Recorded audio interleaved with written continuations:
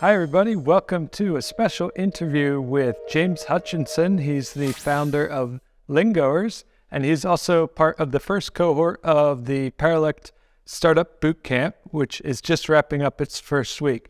James, how are you doing today? Not bad, thanks. How are you? Yeah, very well, very well. We just released an interview with Chris Fernandez, who is one of the organizers of the bootcamp. So I'm excited now to get a chance to talk to all of the founders and find out more about their idea, what inspired it, and what they hope to get out of the bootcamp. So for Lingoers, can you just start us off with a simple description of the idea? Yeah, no worries. So an elevator pitch, basically. I suppose it stemmed from when I had an issue when I returned back to the UK. I lived in Valencia in Spain for my Erasmus year, and since returning back, I found it's really hard to practice a language when you're not living in the country. So Lingoers is basically a social language app that connects native speakers via video calls. It's essentially a social media app, but it would work differently to the rest of the language apps available. Right. So there are quite a few apps for learning languages out there. I'm sure. Have you used some? Are there aspects of certain ones that you like or ideas that you might sort of pull from them? Yeah, so I've used pretty much all of the ones that I've Googled, basically, like HelloTalk, italki, Duolingo, Memrise, all of them. Some of them are like exercises with words and phrases, like Duolingo, for example. It's good for the absolute basics, like I have an apple in Italian. I covered that when trying to learn Italian. But I haven't found myself saying to someone, I have an apple. It's not really that needed.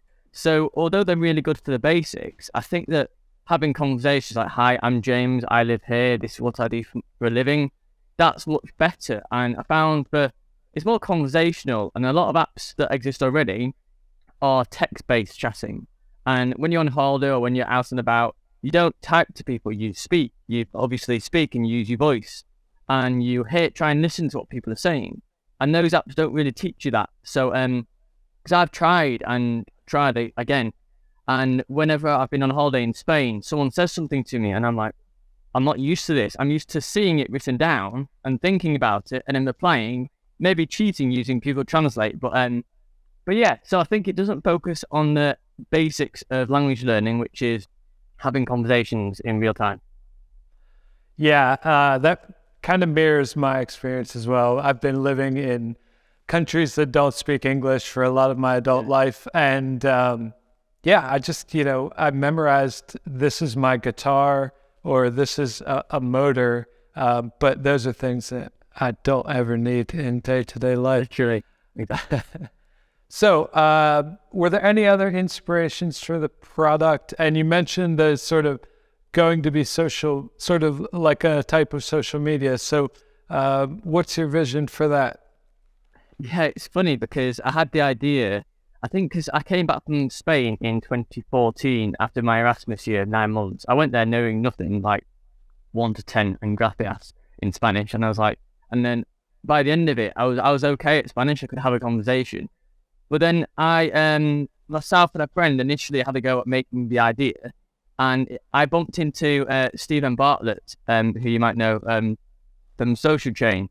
And I went to one of his talks at Manchester Met University in about 2017. And I said to him, I have this idea for a website where you can learn languages. And he said to me, why not use an app, a mobile app? And I was like, okay. And it seems very simple, but a lot of what he does has inspired me. So he's an inspiration, I would say. But yeah, hopefully that answers your question, if I'm not waffling on. Yeah, no, it makes a lot of sense. So have you always wanted to be a startup founder? Let's give a little bit of your background real quick. A lot of people have ideas for, I could make this app, I could make this product. But has it always been something for you where you thought, I'm going to be a founder someday? I think for me, it's not a case of being a founder. It's a case of I only try and solve problems that I've experienced myself because I think that I'd be the perfect fit. And if it's good for me, maybe other people will want it as well.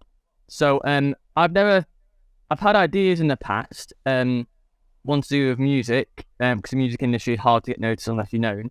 But then this one is something, because my girlfriend is Italian and her family lives in Italy. She lives near me, but her family's in Italy. And I went over to Italy to visit her family and just sat around the table listening to her mum and her family talk in Italian. And I was like, wow. And I could sort of guess what they were talking about because they use their hands and gestures and it's much easier. And I was like, if only I was living here, it'd be so much easier. But I had to return to the UK, unfortunately, due to, work and everything. But yeah, so I think I originally wanted to be a commercial pilot when I was younger. So I went to university, did aircraft engineering. So it's completely unrelated. But as part of that, I had a year abroad. So my Erasmus year, I didn't expect it. I ticked Spain on the form that you had. And it so happened that myself and a course mate went over to Spain. It's a place called Castellón de la Plana. And went to university there to study engineering. And sat in the first lecture. It was all in Spanish. I was like, what the hell is going on? I've no idea what's being said. And then the teacher was like, engineers. She's like, do you understand? And I was like, no. And she tried explaining it again in Spanish, thinking I understood Spanish, but not the answer. So I was like, no. Soy inglés, lo siento. So I was like, no, I'm English. I'm sorry. And she's like, oh, okay. So she left me alone. But that inspired me to think, right, I could really make use of this 9 months living in Spain. And I took Spanish lessons. And I went on nights out, had a few drinks, and I think that's a good way of. I'm not promoting alcohol, but I think socializing it is a good way of learning another language, and I want to sort of replicate that for me, and hopefully for others as well. So you don't have to live in Spain, you don't have to quit your job, sell your house, and go to another country. So that's my goal really. So I didn't think of myself as a founder. I just think of myself as someone trying to solve a problem, and if it so happens to be solved via the use of the startup, then so be it. Right on. Yeah, that makes a lot of sense.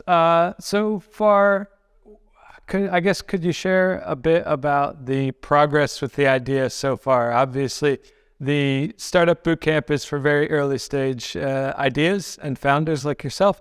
But have you bounced the idea off other people? Have you gotten any feedback from other language learners that sort of confirm that they have the same problem?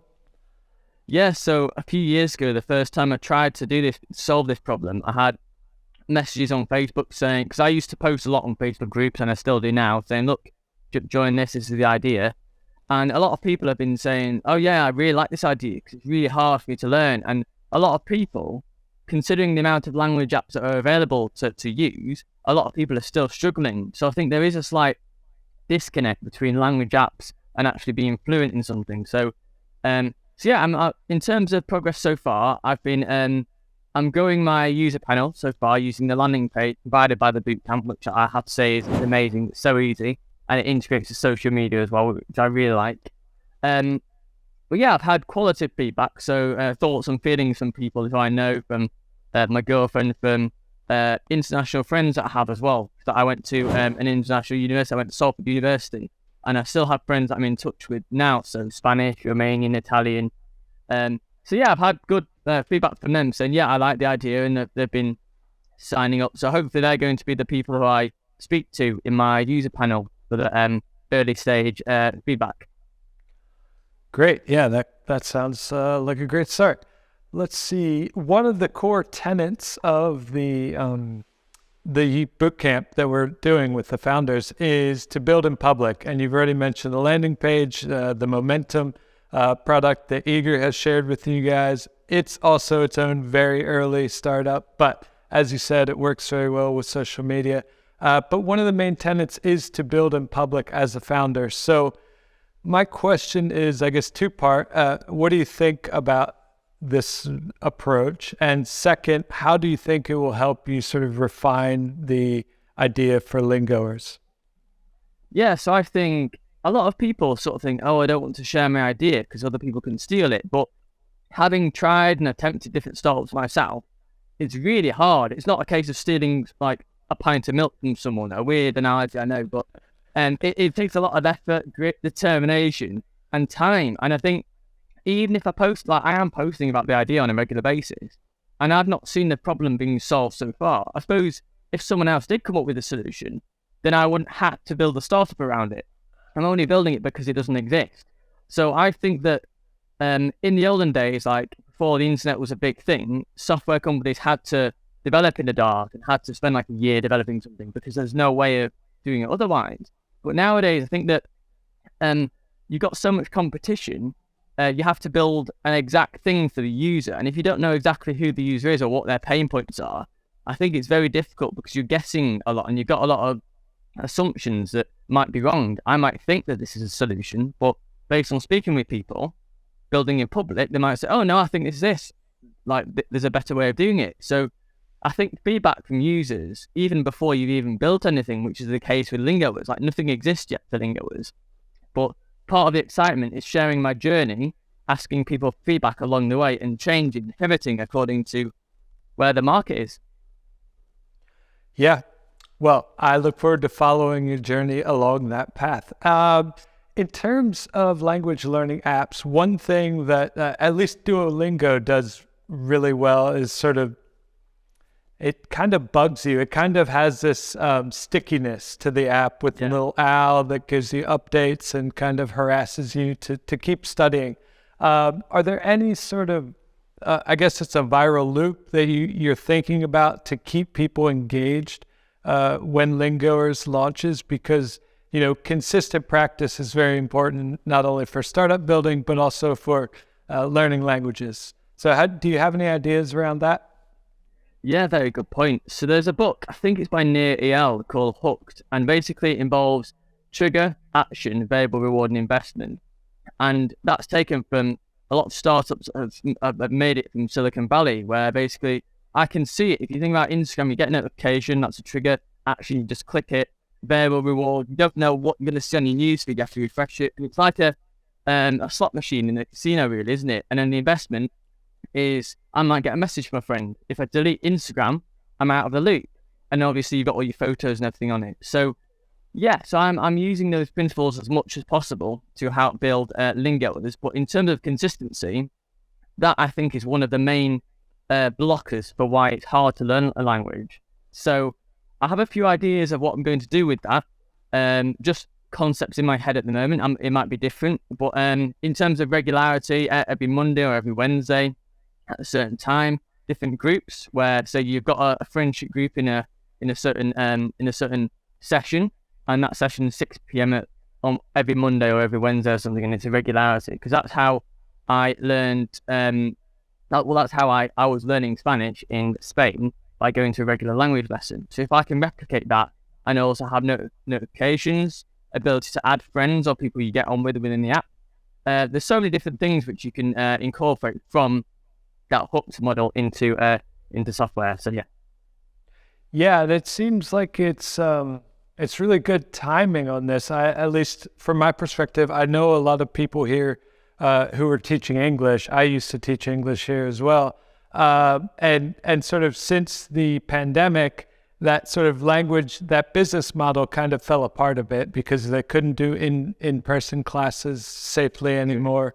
They had to, those that weren't very technically savvy had to quickly learn, or those that were very technically savvy quickly pivoted to online lessons with people. So I think maybe there is a pretty large group of people that's already sort of ready for some sort of product or social group or app like Lingoers to sort of give them that platform. Exactly. Yeah. I mean, the pandemic was hard for everyone, and especially when you wanted to, I think the motivation to learn a language wasn't there because you couldn't travel. A lot of the time I've heard, like, in language lessons that I've done, especially trying to learn Italian, I'm really basic at that at the moment. But I ask people, why do you want to learn Italian? And people, they sort of said, we're going to Rome this summer for a 2-week holiday. And if that's their goal, then so be it. But during the pandemic, people couldn't travel, so they didn't have that. So it was a lot more difficult, I think. However, you could still practice on the app. Just you have to have a big enough reason why you want to start and what you want to do it for, I think. But I think the timing now is good because, like, the pandemic's pretty much, it's the endemic, isn't it, really? It's never going to be over, but you can travel again now. So I personally, since visiting my girlfriend's family in Italy, in Imperia, quite north of Italy, since sort of not understanding what they were saying and wanting to understand it, I was like, right, as soon as I get home, I'm going to start taking Italian lessons. and I've been using Preply, which I have to pay for on an hourly basis. It's like a school, but more relaxed, because it's just every teacher, it can just be a normal native speaker teaching, so it's more fun. But I still think that's not quite the solution. That's part of it, but it's not the full solution. I think there's something missing, and that's what I'm trying to figure out. So yeah. Awesome. Well, this has been an enlightening conversation, and I look forward to following up and finding out what you figure out as the boot camp goes along. So till next time, we plan to have probably one or at least two more interviews with each founder from the boot camp. So I look forward to catching up with you in a couple weeks, James, and seeing the progress that you make with Lingoers. Thank you so much for your time. Cheers. It's been great chatting. Thanks.